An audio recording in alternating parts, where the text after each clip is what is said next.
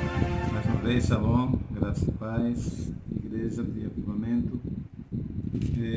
Hoje eu quero compartilhar um versículo, aliás, um texto em Isaías, capítulo 30, verso 21, falando um pouco sobre ouvir a voz de Deus, porque se faz necessário para que a gente possa andar de forma que não sejamos enganados e desviados do propósito que Deus tem para a nossa vida. Eu sei que a nossa carne, o próprio espírito das trevas, tem como propósito nos tirar do propósito de Deus, daquilo que Ele planejou para nós na eternidade. Então aqui diz a palavra de Deus, um versículo que traz uma orientação para nossas vidas, que diz assim: quando te desviares para a esquerda, aliás, quando te desviares para a direita,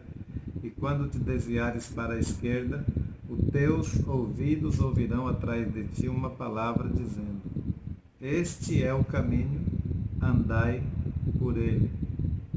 Eu quero frisar aqui essa parte do versículo. Este é o caminho, andai por ele. Ou seja, haverá uma voz, Deus profetizou através de Isaías, que chegaria um momento, eu creio que o momento é a presença do Espírito Santo na igreja, quando ele veio para habitar.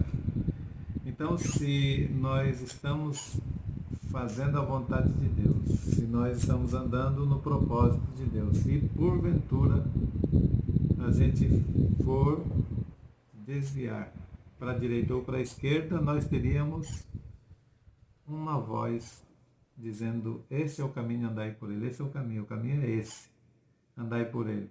Então, essa voz só pode ser do Espírito de Deus. Então, veja bem, eu sei que o diabo ele tem propósitos de nos desviar, de tirar nossa vida do projeto de Deus. Isso é real, isso é mais do que sabido desde Gênesis, que a gente percebe a interferência de Satanás tentando nos tirar do propósito, assim como ele conseguiu com a vida de Eva, Adão, e quando chegou a época de Jesus, como que Jesus ele não se deixou se levar pela voz de Satanás.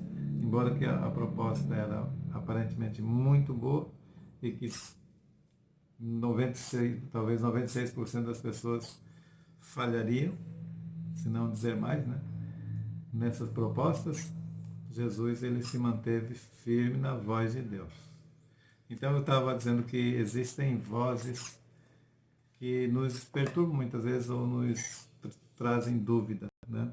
Eu me lembrei no tempo de Moisés e Arão, quando eles foram lá para tirar o povo do Egito, eles foram conversar com o rei Faraó e aí Deus mandou eles mostrarem sinais, até mesmo as pragas, né? E eu me lembro que na primeira praga, que foi demonstrado para Faraó, ele, os magos, diz aqui no verso 22 do capítulo 7 de Êxodo, diz assim: porém os magos do Egito fizeram também o mesmo com as suas ciências ocultas, de maneira que o coração de Faraó se endureceu e não os ouviu como o Senhor tinha dito. Veja bem, Deus mandou um sinal, uma praga, e os magos fizeram a mesma coisa, ou seja, o poder das trevas agindo para tentar dizer é igual, né? Ou seja, não tem nada de mais, não tem nada de diferente. Na segunda vez, no verso 22, já do capítulo 8, aliás, no verso 7, primeiramente, 8:7 diz assim: então os magos fizeram o mesmo com as suas ciências ocultas e fizeram aparecer rãs sobre toda a terra do Egito. Então veio a praga das rãs, eles também fizeram a mesma coisa. Mas numa terceira oportunidade dos piolhos, né, diz aqui no verso 18 do capítulo 8, diz assim: e tornou em piolhos por toda a terra do Egito, e fizeram o mesmo com os magos, fizeram o mesmo com as suas ciências ocultas, porém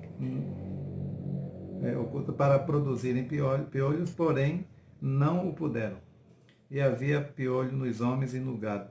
Então disseram os magos a Faraó: isto é o dedo de Deus.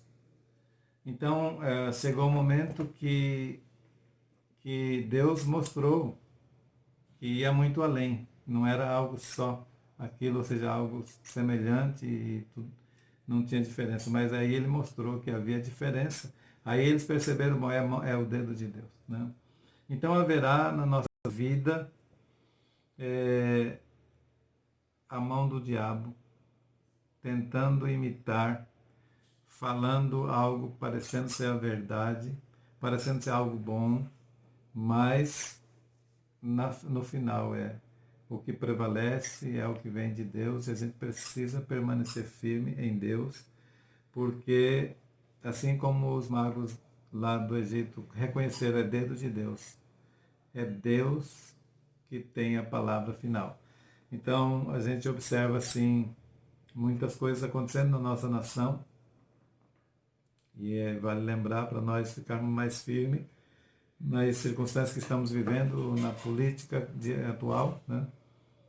A gente percebe assim uma força operante das trevas, tentando desanimar até mesmo aqueles que estão querendo a justiça de Deus nessa terra. Mas eu queria dizer para você que o poder do diabo vai até uma altura. Depois eles mesmos reconhecerão, é dedo de Deus, é mão de Deus nesse negócio. Eu posso lhe afirmar que é mão de Deus sobre a nossa nação. O inimigo não prevalecerá. E ele não prevalecerá contra a nação e não prevalecerá contra a sua vida, contra a sua família. Permaneça firme, confiando no que Deus fala, na palavra dele, na voz dele, porque se porventura queremos desviar para a direita ou para a esquerda, nós temos o Espírito Santo que vai dizer: esse é o caminho, andai nele, ou andai por ele. Então ande no caminho de Deus, não dê ouvido a vozes estranhas ou a vozes erradas, e segue em frente, porque o que Deus tem preparado para nós, se não somente aqui na terra, mas na eternidade, é algo que ninguém pode roubar. Então que Deus te abençoe e te fortaleça nesses dias, te faça um crente forte e firme nas promessas de Deus. Amém? Shalom, graça e paz.